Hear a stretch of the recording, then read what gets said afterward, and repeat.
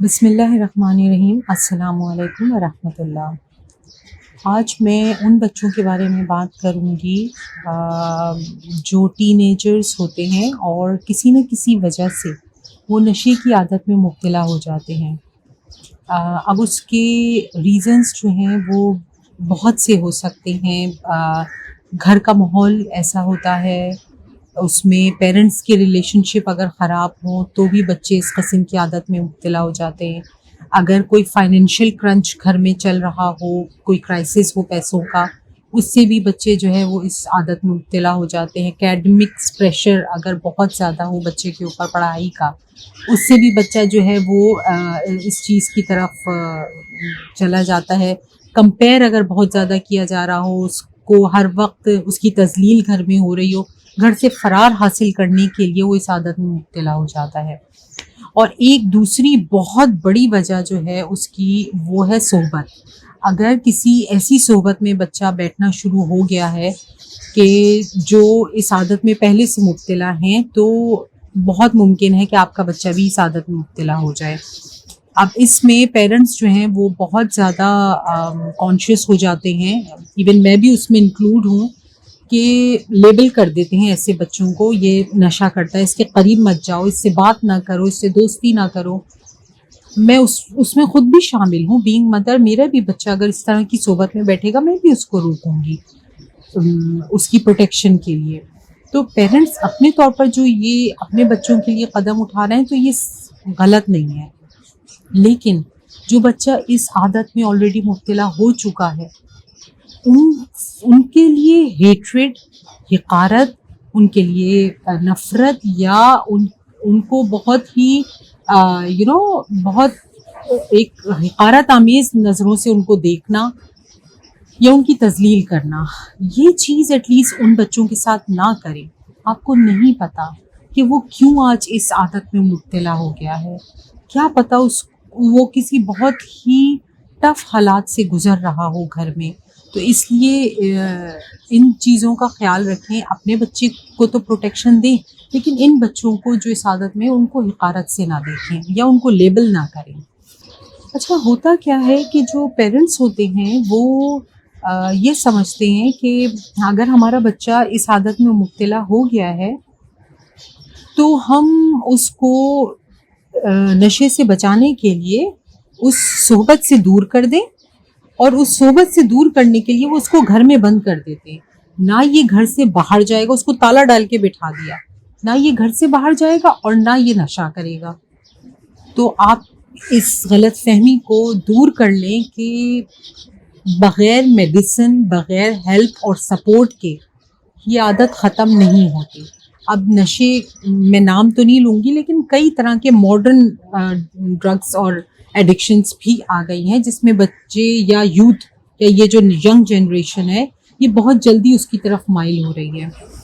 تو اگر وہ اس عادت میں پڑ گیا ہے آپ کا بچہ، تو آپ کے گھر میں تالا ڈال کے بٹھانے سے یہ عادت ختم نہیں ہوگی. اس کے لیے پراپر ٹریٹمنٹ ہوتا ہے. یا تو آپ کسی ریہیبلیٹیشن سینٹر میں پرائیویٹ افورڈ کر سکتے ہیں تو پرائیویٹ میں، ادروائز گورنمنٹ کا ہو تو اس میں ڈالیں. وہ بھی نہیں تو ہاسپٹلس ہیں اس میں آپ اس کو ایڈمٹ کرائیں، یا کسی ڈاکٹر کا علاج ضرور کرائیں، تھیراپیز میں انگیج کریں. اس کے بغیر نہیں یہ عادت ختم ہو سکتی. اچھا، اب میں آپ کو اس کا ریزن بتاتی ہوں.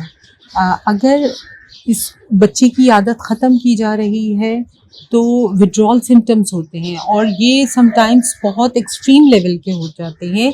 اب ایسی صورت میں اگر اس کو کریونگ ہو رہی ہے یا اس کو ارج ہے لینے کی کسی بھی سبسٹنس جو بھی وہ لیتا ہے، اور آپ نے اس کو کمرے میں بند کیا ہوا ہے، تو وہ کوئی بھی یہ جو وڈرال سمٹمز ہیں اس میں وہ کسی بھی حد تک جا سکتا ہے. وہ سلینگ ورڈز تک یوز کرے گا آپ کے ساتھ، ہو سکتا ہے آپ کو گالیاں بھی دے، آپ کو مارے، کسی کو نقصان پہنچائے، ایون خود کو نقصان پہنچائے، اپنے آپ کو یعنی نوچنا، اپنے آپ کو مارنا، یا سم ٹائمز ایسا بھی ہوتا ہے کہ سوسائڈ اٹیمپٹ تک کر لیتے ہیں. تو اس لیول پہ اگر آپ کا بچہ ہے تو آپ کو لگتا ہے کہ صرف کمرہ لاک کر کے بٹھا دینے سے اس کی عادت ختم ہو جائے گی؟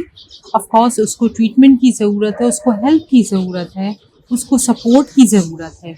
تو اس کا علاج پراپر کرائیں، میڈیسن سے بھی کرائیں، اور اس کے ساتھ ساتھ جس چیز کی ضرورت ہے وہ آپ کا رویہ اس کے ساتھ کیسا ہونا چاہیے.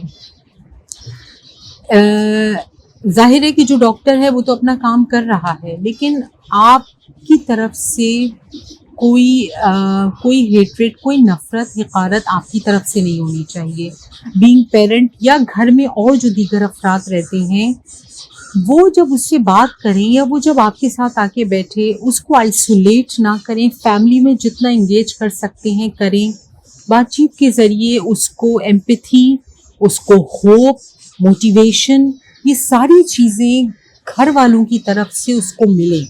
موٹیویشن چھوڑنے کے لیے، ہوپ، امید کہ آگے تمہارے لیے زندگی بہت چارمنگ اور اٹریکٹیو ہے، تم بہت کچھ کر سکتے ہو. یہ ساری چیزیں آپ اس کو اپنی بات چیت سے اس کو دیں تاکہ وہ امید اور جینے کی جو ایک آس ہوتی ہے وہ نہ چھوڑے. یہ بہت ضروری ہے. یوزولی پیرنٹس کا رویہ بہت خراب ہو جاتا ہے ایسے بچوں کے ساتھ. یہ نہ کریں.